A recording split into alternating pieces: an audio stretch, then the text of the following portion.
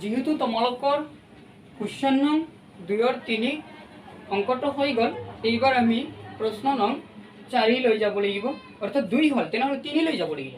তেনেহ'লে কুৱেশ্যন নং 3 চোৱা কি লিখা আছে। তলৰ সংখ্যাবোৰৰ হাজাৰলৈ আসন্ন মান উলিওৱা, অৰ্থাৎ একক লৈ দহক লৈ আসন্ন মান বাহিৰ কৰিব দিছে, তাৰপিছত শতক লৈ আসন্ন মান বাহিৰ কৰিব দিছে, এইবাৰ আকৌ হাজাৰলৈ আসন্ন মান বাহিৰ কৰিব দিছে। তেনেহ'লে হাজাৰলৈ আসন্ন মান কেনেকৈ বাহিৰ কৰিব লাগে তোমালোকে বৰ্ডত লক্ষ্য কৰা। অৰ্থাৎ 3 নং কুৱেশ্যনৰ একত দিয়া আছে 5349। তেনেহ'লে এই অংকটো যেহেতু প্ৰথম দিয়া আছে, তেনেহ'লে এই অংকটোক আমি কি কৰিব লাগিব, সমাধান কৰিব লাগিব, ইয়াৰ সমাধান কৰিব লাগিব। তেনেহ'লে আমি লিখিম 3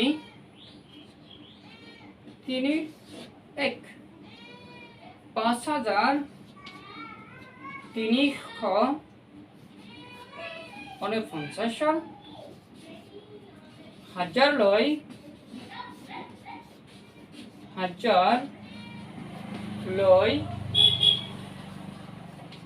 আসন্ন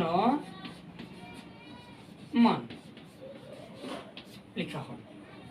যেহেতু আমাক হাজাৰলৈ আসন্ন মান বাহিৰ কৰিব দিছে, তেনেহ'লে আমি এনেদৰে লক্ষ্য কৰিব লাগে একক, দশক, শতক। হাজাৰলৈতো আসন্ন মান বাহিৰ কৰিব দিছে, তেনেহ'লে হাজাৰৰ স্থানত আমি যাবই নালাগে, অৰ্থাৎ শতকলৈকেহে আমাৰ কাম আছে। ইয়াত আমি এনেদৰে লিখিব পাৰোঁ, এৰ থেকে 5349 এককৰ নহয়, যেহেতু হাজাৰ লয় তেনেহ'লে শতকৰ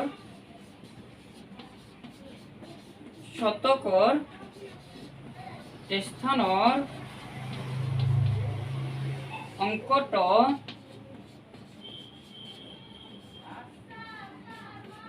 চোৱাচোন, ইয়াত কিমান লিখা আছে, শতকৰ স্থানত একক, দশক, শতক, তেনেহ'লে 3 লিখা আছে। তেনেহ'লে তোমালোকেও 3 লিখিব লাগিব, কমা এটা দিয়া। কমা দিয়াৰ পিছত আমাক যি নীতি নিয়ম দিছিল সেই নীতি নিয়ম আকৌ প্ৰয়োগ কৰিব লাগিব। অৰ্থাৎ নিয়ম এটা দিয়া আছিল যে যি শতকৰ স্থানত যি সংখ্যাটো থাকিব, যি অংক থাকিব, সেই অংকৰ ওপৰত নিৰ্ভৰ কৰি বা ভিত্তি কৰি আমি ইয়াৰ আসন্ন মান বাহিৰ কৰিব লাগে। অৰ্থাৎ ইয়াত দেখা গ'ল 3। অৰ্থাৎ আমাক নিয়ম দিয়া আছিল যে শতকৰ স্থানৰ অংকটো যদি 5তকৈ ডাঙৰ হয়, তেনেহ'লে আমি কি কৰিব পাৰোঁ, ইয়াৰ আসন্ন মান বঢ়াই লিখিব পাৰোঁ। অৰ্থাৎ 5তকৈ ডাঙৰ হ'লে ইয়াৰ আসন্ন মান বাঢ়ি যাব, আৰু 5তকৈ কম হ'লে, 5তকৈ সৰু হ'লে ইয়াৰ আসন্ন মান কমি যাব।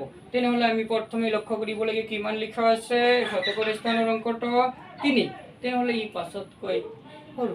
তেনেহ'লে আমি যিটো অংক কিমান আছে, সৰু আছে, তেনেহ'লে কিমানতকৈ সৰু, 5তকৈ সৰু। তেনেহ'লে লিখা হয় 5তকৈ সৰু। সৰু হোৱাৰ ফলত ইয়াৰ আসন্ন মান কমি গ'ল। তেনেহ'লে আমি এনেদৰে লিখিব পাৰোঁ, আসন্ন মান কমি যোৱাৰ ফলত ইয়াত 5349 লিখা আছিল, ই কমি যাব। অৰ্থাৎ ইয়াক আমি এনেদৰে লিখিব পাৰোঁ ইকুৱেল দি 5000।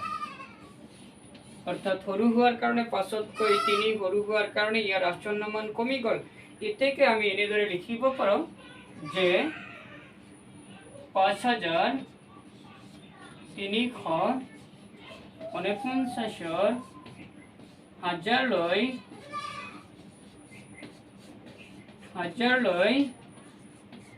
আসন্ন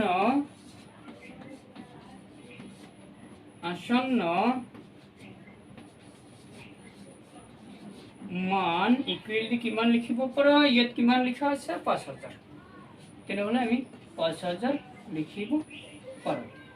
কিন্তু তোমালোকৰ কুৱেশ্যন নং 3ত 6টা অংক দিয়া আছে, 6টা অংক দিয়া আছে, তেনেহ'লে একহে হ'ল। তেনেহ'লে কুৱেশ্যন নং 3ত 2, 3, 4, 5, 6 এই বাকী 5টা অংক তোমালোকে হোমৱৰ্ক হিচাপে নিজে কৰিব লাগিব। আৰু লগতে তোমালোকৰ ডাইৰেক্ট প্ৰশ্ন নং 4 5 তোমালোকে নিজে কৰি প্লাই মোৰ হোৱাটছআপ নম্বৰত পঠাই দিবা। Thank U.